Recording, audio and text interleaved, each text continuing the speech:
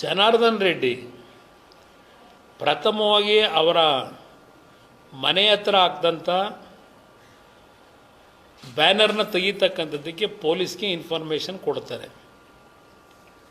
ಪೊಲೀಸ್ನರು ಬಂದು ಪ್ರಥಮ ಹಂತದಲ್ಲಿ ಆ ಬ್ಯಾನರ್ನ ತೆಗೆಸಿ ಬುದ್ಧಿ ಹೇಳಿ ಕಳಿಸ್ತಾರೆ ಆ ಬ್ಯಾನರ್ ಕಟ್ತಂಥವ್ರಿಗೆ. ನಂತರ ಜನಾರ್ದನ್ ರೆಡ್ಡಿ ಅವರು ಗಂಗಾವತಿಗೆ ಪ್ರಯಾಣ ಬೆಳೆಸ್ಕೋತಾರೆ. ಗಂಗಾವತಿಗೆ ಅವರು ಆ ಕಡೆ ಹೋದ ಮೇಲೆ ಅಲ್ಲಿಯ ಶಾಸಕರ ಒಬ್ಬ ಬೆಂಬಲಿಗ ಸತೀಶ್ ರೆಡ್ಡಿ ಅಂತೇಳಿ ಮಾಧ್ಯಮದಲ್ಲಿ ಗಮನಿಸಿದ್ದೀನಿ. ಅವನ ಜೊತೆಯಲ್ಲಿ ಒಂದು 10-12 ಜನ ಅವನ ಬೆಂಬಲಿಗರು ಜನಾರ್ದನ್ ರೆಡ್ಡಿ ಮನೆ ಮುಂದೆನೇ ಚೇರ್ ಹಾಕೊಂಡು ಮತ್ತೆ ಇನ್ನೊಂದು ಬ್ಯಾನರ್ ಕಟ್ಟಿಸ್ತೀನಿ, ಯಾರು ಬರ್ತಾರೆ ನೋಡ್ತೀನಿ ಅಂತ ಹೇಳಿ 10-12 ಜನ ಕರ್ಕೊಂಡೋಗಿ ಕೂತ್ಕೊತಾನೆ ಮನೆ ಪರಿಮಿತಿ ಒಳಗೆ. ನಾನು ಸರ್ಕಾರಕ್ಕೆ ಕೇಳ್ತೀನಿ, ಆ ವ್ಯಕ್ತಿಯ ಜನಾರ್ದನ್ ರೆಡ್ಡಿ ಮನೆ ಕಾಂಪೌಂಡ್ ಹತ್ರವೇ ಹೋಗಿ ಗೇಟ್ ಹತ್ರ ಹಾಕೊಂಡು ಕೂತಾಗ ಅದು ಟ್ರೆಸ್ ಪಾಸ್ ಅಲ್ವೋ? ಇನ್ನೊಬ್ಬರು ಮನೆ ಮುಂದೆ ಅವರಿಗೆ ಡಿಸ್ಟರ್ಬ್ ಮಾಡಿ ದಬ್ಬಾಳಿಕೆ ನಡೆಸಿ ಅವ್ರ ಮನೆ ಮುಂದೆ ಹೋಗಿ ಚೇರ್ ಹಾಕೊಂಡು ಕೂತ್ಕೊಳ್ತಕ್ಕಂಥದ್ದೇನಿದೆ, ಪೊಲೀಸ್ ಇಲಾಖೆಯನ್ನು ಸತ್ತೋಗಿದೆಯಾ ಈ ರಾಜ್ಯದಲ್ಲಿ? ಈ ಸರ್ಕಾರ ಸತ್ತೋಗಿದೆಯಾ? ಹೋಮ್ ಮಿನಿಸ್ಟ್ರಿ ಕೇಳಲಿಕ್ಕೆ ಬಯಸ್ತೀನಿ.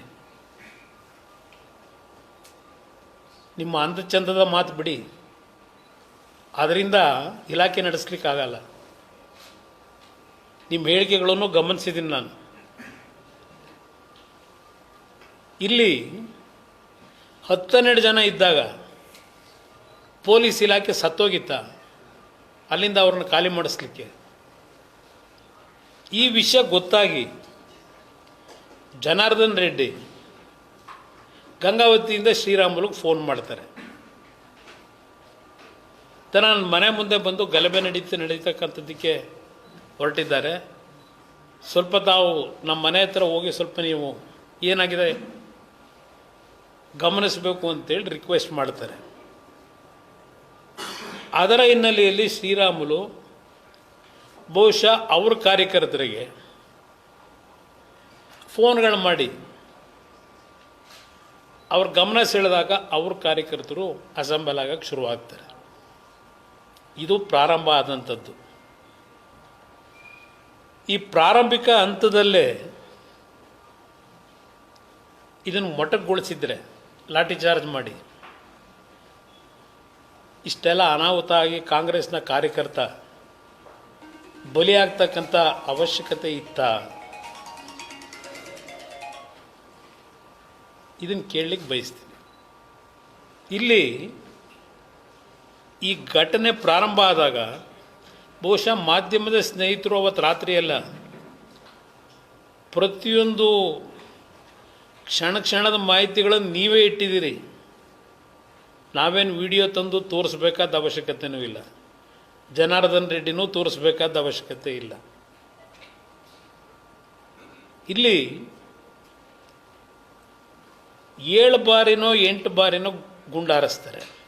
ಆ ಸೌಂಡ್ ಕೇಳ್ತದೆ ಟಿ ವಿನಲ್ಲಿ. ನಾನು ನೋಡಿದಾಗ ಆ ಸಂದರ್ಭದಲ್ಲಿ ಆ ಗುಂಡು ಹಾರಿಸಿದಂಥ ಘಟನೆಗಳೇನಿದೆ,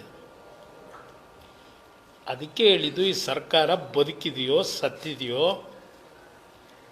ಸಿದ್ದರಾಮಯ್ಯನವರೇ, ಅದು ಎಂಥದೋ ದೇವರಾಜ ಅರಸು ಅವರ ಆಡಳಿತ ನಡೆಸಿದಂಥ ದಿನಗಳ ದಾಖಲೆಗಳನ್ನು ಮುರಿದು ಕರ್ನಾಟಕ ರಾಜ್ಯದಲ್ಲಿ ಅತ್ಯಂತ ಹೆಚ್ಚಿನ ಅವಧಿಯ ಮುಖ್ಯಮಂತ್ರಿ ಮಣ್ಣುಯ್ಕೋಬೇಕು ಈ ದಾಖಲೆ ನಿರ್ಮಾಣ ಮಾಡ್ಕೊಂಡು. ಇತಿಹಾಸದಲ್ಲಿ ಬರೆಯೋದು ನಿಮ್ಮ ದಾಖಲೆ ಅಲ್ಲ, ನಿಮ್ಮ ಈ ಅವಧಿ ಒಳಗೆ ಯಾವ್ಯಾವ ರೀತಿ ನಡ್ಕೊಂಡಿದ್ದೀರಿ, ಯಾವ ರೀತಿ ರಾಜ್ಯದ ಜನತೆಯ ರಕ್ಷಣೆ ಮಾಡಿದ್ದೀರಿ, ನಿಮ್ಮ ಆಡಳಿತದ ವೈಖರಿ ಏನಿತ್ತು, ಇದನ್ನು ಮುಂದೆ ಯಾರಾದರೂ ಒಬ್ಬ ಇತಿಹಾಸಕಾರ ಬರೀತಾನೆ, ನಿಮ್ಮ ಅವಧಿದಲ್ಲ ಬರೆಯೋದು. ಇವತ್ತರ 4 ಜನ ಹೇಳ್ಬೋದು, ಇವತ್ತು ದೇವರಾಜ ಅರಸು ಅವರ ದಾಖಲೆ ಮುರಿದು ಬಿಟ್ಟರು ಅಧಿಕಾರದಲ್ಲಿ. ಏನು ಹೇಳ್ತೀರಿ? ಆ ಘಟನೆ ನಡೆದ ದಿನ ಏನೋ ಮಾಧ್ಯಮದಲ್ಲಿ ಏನೋ ಒಬ್ಬ ಮಂತ್ರಿ ಆ MLA ಕೈನಲ್ಲಿ ಮಾತಾಡಿಸೋದಕ್ಕೆ ಪ್ರಯತ್ನ ಪಡ್ತಾರೆ, ಫೋನ್ನೇ ರಿಸೀವ್ ಮಾಡಲಿಲ್ಲ, ಗರಂ ಆದರು, ಫೋನ್ ಬಿಸಾಕಿದ್ರು. ನೀವೇ ಟಿ ವಿಗಳಲ್ಲಿ ತೋರಿಸ್ಕೊಂಡಿದ್ದೀರಿ. ಮುಖ್ಯಮಂತ್ರಿಗಳೇ, ನೀವು ಹೇಳಿರೋದು ಗಾಳಿಯಲ್ಲಿ ಗುಂಡು ಹಾರಿಸಿದಾಗ ಎಡವಟ್ಟು. ಮುಖ್ಯಮಂತ್ರಿಗಳ ಹೇಳಿಕೆ, ಗಾಳಿಯಲ್ಲಿ ಗುಂಡು ಹಾರಿಸಿದಾಗ ಎಡವಟ್ಟು. ಬಳ್ಳಾರಿಯಲ್ಲಿ ನಡೆದ ಘರ್ಷಣೆಯ ವೇಳೆ ಸತೀಶ್ ರೆಡ್ಡಿ ಅವರ ಗಾಳಿಯಲ್ಲಿ ಗುಂಡು ಹಾರಿಸಲು ಹೋಗಿ ರಾಜಶೇಖರ್ ಅವರಿಗೆ ತಗುಲಿರುವ ಸಾಧ್ಯತೆ ಇದೆ ಎಂದು ಮುಖ್ಯಮಂತ್ರಿ ಸಿದ್ದರಾಮಯ್ಯ ಹೇಳಿದರು. Mister home minister, yesterday you told that you will going to announce CID enquiry. What kind of enquiry you will going to conduct as a home minister? ನಿಮ್ಮ ಮುಖ್ಯಮಂತ್ರಿ ಹೇಳ್ತಾವ್ರೆ, ಗುಂಡು ಎಲ್ಲಿಂದ ಬಂತು? ಆ ರಾಜಶೇಖರ್ ಗುಂಡು ಎಲ್ಲಿಂದ ದೇಹಕ್ಕೆ ಹೋಗ್ತು?